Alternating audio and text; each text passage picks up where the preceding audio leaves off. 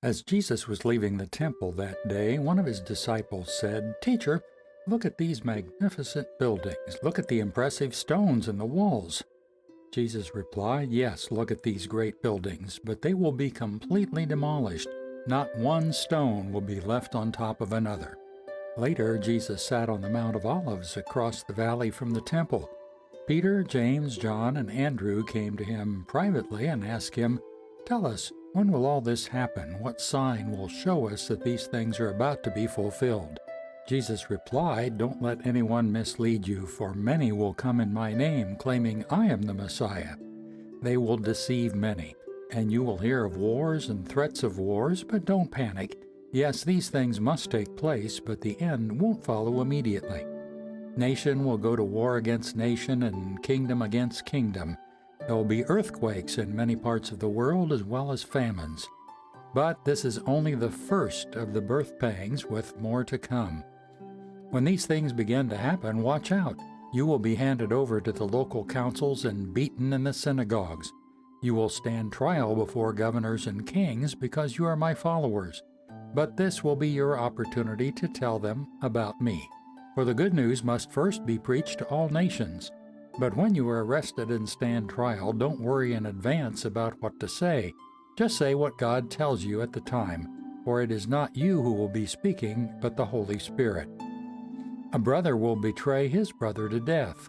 A father will betray his own child, and children will rebel against their parents and cause them to be killed. And everyone will hate you because you are my followers.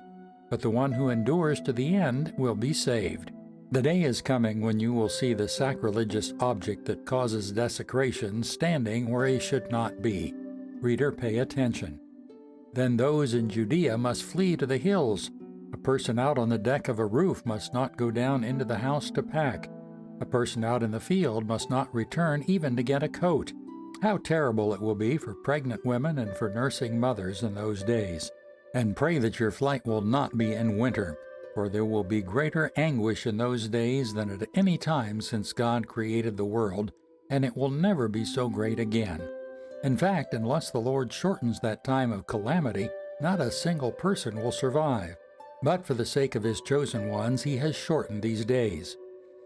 If anyone tells you, "Look, here is the Messiah," or "There he is," don't believe it.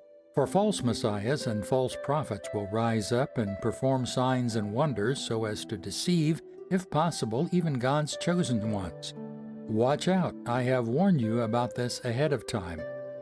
At that time, after the anguish of those days, the sun will be darkened, the moon will give no light, the stars will fall from the sky, and the powers in the heavens will be shaken. Then everyone will see the Son of Man coming on the clouds with great power and glory, and he will send out his angels to gather his chosen ones from all over the world, from the farthest ends of the earth and heaven. Now learn a lesson from the fig tree. When its branches bud and its leaves begin to sprout, you know that summer is near. In the same way, when you see all these things taking place, you can know that his return is very near, right at the door. I tell you the truth, this generation will not pass from the scene before all these things take place. Heaven and earth will disappear, but my words will never disappear. However, no one knows the day or the hour when these things will happen, not even the angels in heaven or the Son himself. Only the Father knows. And since you don't know when that time will come, be on guard, stay alert. The coming of the Son of Man can be illustrated by the story of a man going on a long trip. When he left home, he gave each of his slaves instructions about the work they were to do, and he told the gatekeeper to watch for his return. You too must keep watch, for you don't know when the master of the household will return, in the evening, at midnight, before dawn, or at daybreak. Don't let him find you sleeping when he arrives without warning. I say to you what I say to everyone, watch for him.